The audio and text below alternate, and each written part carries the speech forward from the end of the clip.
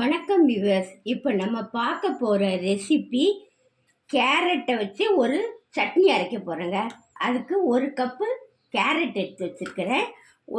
ஒரு அரை கப்பு தேங்காய் துருவல், ஒரு 6 காஞ்ச மிளகாய் எடுத்து வச்சுக்கிறேன், ஒரு 5 பூண்டு பல், ஒரு 1.5 ஸ்பூனு வேர்க்கடலை, ஒரு 2 ஸ்பூனு கொத்தமல்லி, தனியா சொல்லுவாங்கள்ல, அது எடுத்து வச்சுக்கிறேன். இப்போ ஒரு கடாயில் எண்ணெய் ஊற்றிருக்கேங்க. இப்போ நம்ம எடுத்து வச்ச மல்லி எடுத்து போட்டு, மல்லியும் மிளகாவும் போடணும். போட்டு கொஞ்சம் வறுக்கணும்.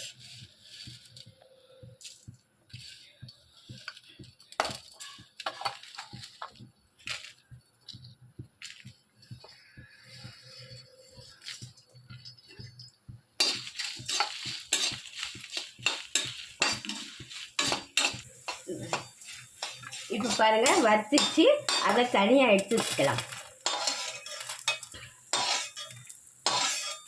பிளேட்டில் அதை மாற்றிட்டு அதே கடாயில் கேரட்டை போட்டு வதக்கிக்கணும்.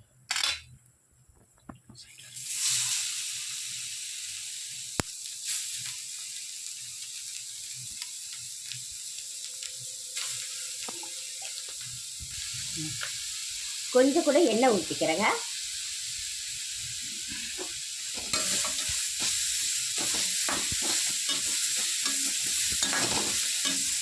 கொஞ்சம் வதங்கட்டும், காட்டுறேன். கொஞ்சம் வதங்கிச்சு. இந்த ஸ்டேஜில் ஆஃப் பண்ணிட வேண்டியதான். இதை ஆற வச்சு நம்ம எடுத்து வச்ச பொருள் எல்லாம் சேர்த்து வச்சு அரைச்சிட வேண்டியதாங்க. இப்போ காஞ்ச மிளகாவும் அந்த மல்லி வறுத்ததையும் போட்டு ஒரு சுற்று எடுத்துகிட்டு வரணும். கொஞ்சம் பொடியாக்கிக்கணும்.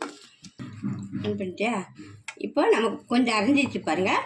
இந்த இதில் தேங்காய், பூண்டு,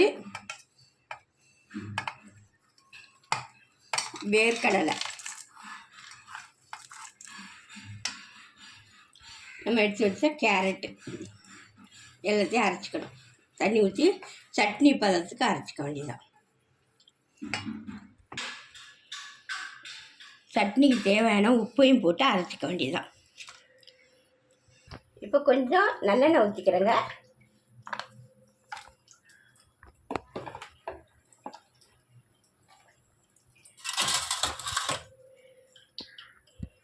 எண்ணெய் காயட்டும். கொஞ்சம் உளுத்தம்பருப்பு போட்டுக்கிறேன்.